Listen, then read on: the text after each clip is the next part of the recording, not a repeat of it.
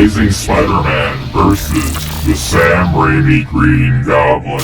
What is going on, you guys? Mr. Lepar here, back again with another really cool series I want to be doing here, and that is putting up Spider-Man villains from different movies and all these different Spider-Man that we've gotten from different movies. So the Andrew Garfield, Tom Holland, and Tobey Maguire Spider-Man, and I want some of these other Spider-Men to go against different villains that some of these people had in the movies. And if you guys read the title right, we are going to be putting up the Amazing Spider-Man 2 against the Sam Raimi Green Goblin. Now, who would win in this fight?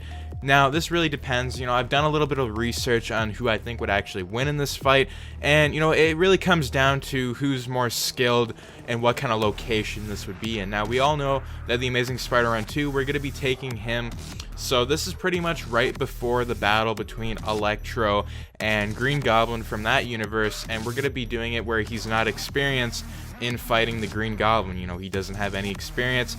And now we're going to be going over the Amazing Spider-Man 2's powers and what I think actually would happen here. So the Amazing Spider-Man 2's powers, we all know that he actually has web shooters. He does not have organic webbing in this universe, so he's pretty vulnerable to where the Green Goblin could actually take his web shooters and completely destroy them, making it where he could he could have his last web. He could use his last web, and that could be it for him. And we don't have it where Tobey Maguire Spider-Man, where he had organic webbing. So that's another flaw that he does have, but it's a power as well. And sometimes he can use that effectively depending on what he does.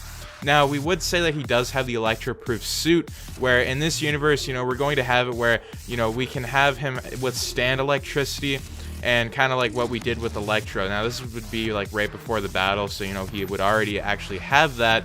And I think he would have a stronger he'd be more stronger, and I think this is wise because when he does web rush is he can do other things and he can see things a lot faster. And I find Tobey Maguire's Spider-Man in the movies lacked that, is where we never really saw Tobey's doing any web rush or anything like that, but it's more explored in the Amazing Spider-Man 2.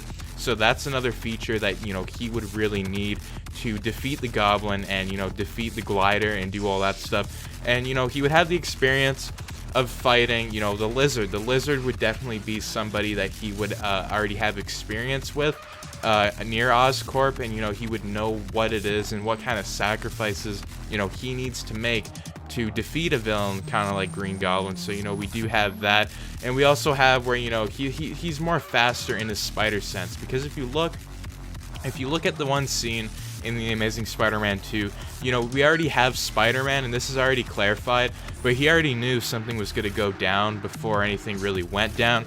So he has a bit more time. He has his range of time with spider sense is a lot better than I would say than other Spider-Man out there. I'm not saying that Tobey's or Tom's is bad, but I'm saying he has a gut feeling that they might not have until the last minute where something could go bad. So when we have him fighting Electro, he knows when he's going to confront him, he knows something is going to be bad. And there's definitely flaws here with the Amazing Spider-Man 2, and that Spider-Man would not know how to defeat Goblin at all, because the way that he tried to defeat him in the original universe is he tries to defeat him by pretty much saying this isn't you, by convincing Harry that this is not him. But the thing is we have Spider-Man in this universe that does not know who the Goblin is, so he doesn't have anything vulnerable to pretty much convince him to turn back or to do anything like that. So we just have Spider-Man going in blind. He doesn't know who this is, and there's another thing there where he assumes too much, and that's proven fact with Gwen Stacy when he assumed that he could save her, but it just didn't happen. And something like that could go down with the glider, and he could assume too much that maybe he defeated the Goblin, and maybe in this time Goblin can get the upper hand and actually kill Spider-Man. And that's another thing there that some of his flaws. And another thing would be Goblin hits pretty hard, and Spider-Man would definitely need to know this pretty quick if he was going to fight him near the warehouse or wherever location they were at. And pumpkin bombs is another thing that he would need to know about, which would kind of be crazy, because the first 1 or 2 pumpkin bombs thrown, he would be pretty vulnerable because he wouldn't know what the heck that is, and he doesn't have any knowledge of stopping the Goblin at all. He's going in completely blind, and he doesn't know how to destroy the technology and you know, he wouldn't even know how to get up into the air and fight the Goblin. You know, that's another thing. And now we're going to be going over the Green Goblin powers and flaws.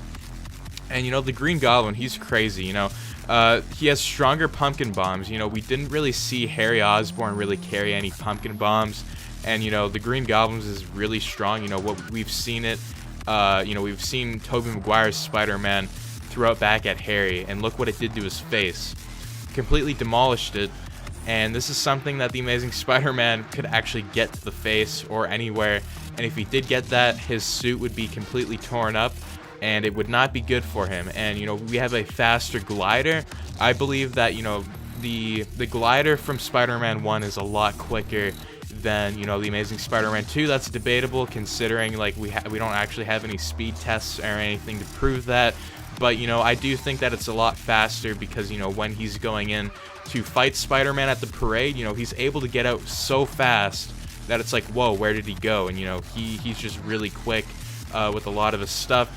And you know, he's really smart. He has a lot of agility. He's an expert marksman. You know, he knows, like, when he's throwing bombs, he's not just throwing them randomly. He's able to hit targets that a lot of people cannot do. And you know, he's just able to get targets that are just out of this world, and he's crazy when he does it, because you know, when he wants to go after, you know, that building, you know, he just throws it, and he's an expert marksman when it comes to shooting with his glider. So you know, if he wants to shoot down Spider-Man, it's not that difficult for him to really do that. And you know, the only weakness that he really has would be a flaw, would have to be his split personality, and Harry Osborn would definitely be a weakness if Spider-Man learned, you know, what would actually happen. And locations for Goblin, that is another weakness, would have to be the warehouse in Spider-Man 1. You know, if Green Goblin was in the Amazing Spider-Man 2 and he was out in the open, he would definitely be able to defeat Spider-Man. But I think, you know, if we had Spider-Man in the warehouse, it'd be a lot difficult for Goblin to actually do that, considering we don't have Goblin flying around in his glider, where, you know, mostly he would be flying around. So, you know, I think the case is pretty much closed here on who we know would actually win this battle. And I do believe that the winner would actually have to be the Amazing Spider-Man 2, and here's why. Is I do feel like, you know, Mark Webb's Spider-Man would definitely somehow outsmart Goblin, even though how intelligent both of them are. I just feel like, you know, Spider-Man's had more experience with the Lizard, while Goblin has not had experience with the Lizard before. And you know, I do believe that Spider-Man would find a way to use his web rush and his spider sense to know that the glider would be there much faster than Tobey's Spider-Man, making it so when, you know, Goblin miscalculates, the glider would definitely go into Goblin. And I do feel like if this was different, the location that it would actually have to be in would have to be the warehouse. But the one thing is that the Goblin could win through one condition, and that condition would have to be if he could keep up with Spider-Man on the bridge and defeat him right then and there. Because if he can't do that and Spider-Man's too fast and he goes into a closed-in area, then it's all over for Goblin, because, you know, if it's too closed in, there's no way he's going to be able to fight him. So that's another flaw that, you know, Goblin definitely has. And, you know, if it was an open area, Spider-Man would be pretty vulnerable, but not really, considering his spider sense. And, you know, there's also buildings next to him as well.